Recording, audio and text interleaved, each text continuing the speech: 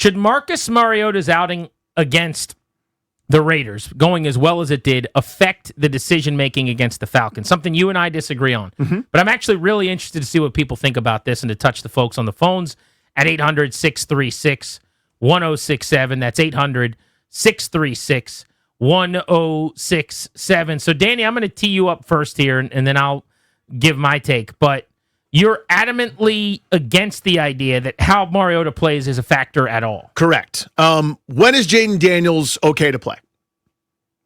That's the question. That's the only answer. That's the only thing I care about. The implication, how the backup plays matters, is are you willing to play Jayden Daniels before he's healthy and ready to play? If the answer is no, then there's no other variable. The only variable here is Jayden Daniels' health, ability, can he be himself? If that's all you care about, then you don't care what the backup's doing. I mean, that to me, this is as simple an open and shut situation as I don't care if Mariota went 0 for 21 and they lost the game and it was terrible. Is Jayden Daniels healthy? The answer is no, he doesn't play. The only reason you would care, to me, how the backup does is if you need to rush him back, or if there's something where he goes, well, he's only 75%, but damn it, the backup stinks. So if I can get him to 78, I'll have him go. I don't think that's a consideration for anybody. The only way that it should matter what Mariota's doing is if you're willing to put Jayden Daniels on the field before people like me are comfortable with him being on the field. So for me, that there is a difference between like rushing a guy and letting him play before you should, or shutting him down and not letting him play when he's ready, or some of the things you're referencing, and just the urgency with which you operate to get him back. And I think it's pretty simple.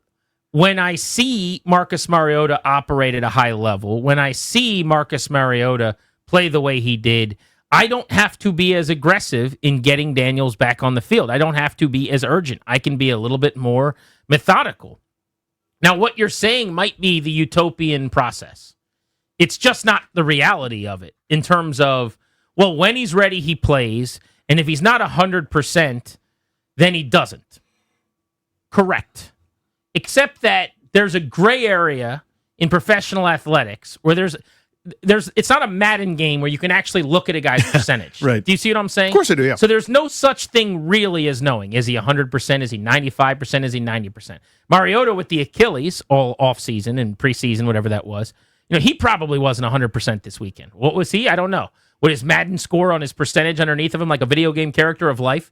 Would he have been at 87% in that game? Would he have been at 96%? I'm not really sure. We just heard that Bill had a dinged-up knee and that Krosky Merritt may not be able to practice again tomorrow, and he didn't practice today, and his status is now in question. Okay, so what was his percentage at the end of the game? He wasn't missing carries. He wasn't not out on the field, but maybe he was running at like 63%. And my point is, while what you're saying is true as just I always call it a straw man. I don't know how to say it otherwise, but like a platitude of when he's ready, play him, and if he's not ready, don't play him. Thank you. I agree with that. I'm not joning on you, but like that is the point people make. Like when Jayden Daniels can play, he plays. Yep. When he shouldn't play, he shouldn't. Okay, cool. But now dealing with what is, how aggressively do we push him? How urgently are we operating? Do we let him back on the practice field as soon as he says he's ready to? Do we hold him out the extra day when doctors are saying, it's a pain threshold thing? What if that's the case with the knee, where we don't think he's risking injury? It's really about swelling. When the swelling goes all the way down based on this injury, he's not at risk of doing something again. It's more of a pain threshold tolerance thing. Now it's just about him grinning and bearing it. And how much do you want to put him through in that regard? He could play at 85% or whatever that looks like, or you could just have Mariota play. So I do think it's a big deal that Mariota played well, that the offense operates when he's in there, and that you have a chance to go win a football game. And you can buy Daniels an extra week. What a wonderful thing. Sure, when it works out, it's great. But if Mariota had stunk, what are we really suggesting? And that's what I keep coming back to. So if he stunk, we're suggesting that you have to be more urgent and aggressive, not in putting him on the field too early, but in maybe listening to his wants, his demands. You're still operating with the doctors, but there's going to be multiple opinions in all directions. You could listen to the more, get him on the field friendly ones. Again, I think where we both have to be for the conversation is they're never going to put him in harm's way when they shouldn't. And they're never going to just have him sitting for weeks watching Marcus Mariota when he's ready to play as if Mariota is now their starter. Or those something. are baselines, yeah. So if those are the two baselines, it's just a matter of, I don't have a better word than aggressiveness, urgency. Mm-hmm. And how Mariota played, to me, should be a factor. Right, which I heard you said it very well. I don't get it, because to me it is the only variables I'm considering are Daniels, his health, and those numbers. You're 100% right. I use 100% as just as a qualifier, as a way to sort of try to illustrate the point of I need him to pass every threshold. I understand no one's 100%. Like, I'm not 100%. Nobody's 100%. But whatever the number is, I did this with Griffin where he was cleared and he wore a brace and moved around terribly and was re-injured and it was awful. So say I'm not your doing part that. Again that you just said. Like, the things you care about are when Daniels is ready. And it's not a well, he's cleared. Like, I have a higher threshold for it. Please protect the franchise player. I have him for 64 more games, including this one, under contract without the extension kicking in. That's when he's under team control. If I have to sacrifice a week or 2 weeks for his long-term health and viability, that's the baseline. That's what we're doing. So I know we're arguing similar things and past each other at this point. So the only variables to me, like Mariota could get the flu this weekend and not play. I'm going, if Daniels isn't ready, he's not ready. That's the only thing that matters to me as to when Daniels plays is Daniels and the milestones. And that part I agree. Like, to me, when you say that, I say I agree. Mm-hmm. So my thing is like the next step forward, I guess, which is, of course, I agree with everything you just said. And also, because of how Marcus Mariota has now played 3 times, runs this offense, because I know I'm going to get a professional job.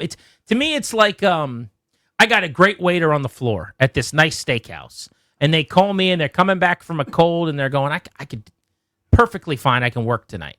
But I got another awesome waiter that will do just as good a job. It's got tonight. a charming story about the bottle of wine, too. Yeah, you know what I mean? But like, for tonight, we're going to be fine. If you never are back again, I'm going to lose money, and I'm going to be worse off on the floor. But for this night, just make sure. Yeah. Like, rest up, come back better than ever tomorrow night. And if I didn't have that, if we're going to be swimming upstream and drinking through a fire hose, and it's going to be a 7-alarm fire on the floor, because without this guy, we crumble. It's the same thing. I think if your backup quarterback was Sam Hartman in this world, right? I apologize, but I'm just going to go here. Okay. So this past week, you just lost to the Raiders at home, even though they played like crap. And you're, 7.5, 8-point dogs this week? And this point, you're now probably a 4.5-point underdog in Atlanta with Sam Hartman. Then it's not that I am pushing him along. It is that it's just what it is. There's more urgency to get him back in this sport where jobs are on the line. And I think you can just turn that completely off. You could just hit a button to say, nope, we don't have to worry about this. That's all. And maybe your point is that should be how it is anyway. With that guy, it is for me. I agree with you. And that's kind of my point. But it isn't reality, is my point. Like, we can all talk about the utopian part of it. Like, we lived through this to an extent. Yeah. But also, the guy is at every minute of every day in your ear, begging and pleading and showing you, watch me run, watch me jump, watch me cut, watch me do this. And he's got doctors holding papers that say, he could do this, it's fine, he could do it. So there's just gray area to this that, like, it's not like a doctor's note that says Danny can't do the radio show today. Right. I mean, for me, just given my lived experience, and yours too, and everybody that saw this, my gray area, I need it to be way closer to one of the two colors that makes the gray. One side or the other. And my point is that judicious, cautious approach with this critically important player that's respectfully more important than if and when Colson Yankoff is coming back from an injury, or more important than John Bates or anybody else in that building. Like, all I want is the deference toward the superstar at the most important position, regardless of what's happening. The danger folly thinking, and I'm not saying you're doing this, but the dangerous folly thinking is, oh God, we need him back. I saw that happen once, and it was disastrous. It was one of the most calamitous things that happened. And what I'm asking for is the adult in the room. Yeah, when the guy's chirping in your ear, I want to come back. I'm glad you want to come back. We thank you for wanting to come back. Of course, we got it. I think that there's also been a shift in tone in the media, too, locally, where a week ago on Thursday, Friday, he might play on Sunday. And now, he probably shouldn't play against Atlanta, or barring the team having kind of whispered something, which I don't think is happening because they don't do that. It tells me that a lot of people are allowing how well Mariota and the offense played without him to be a factor in there.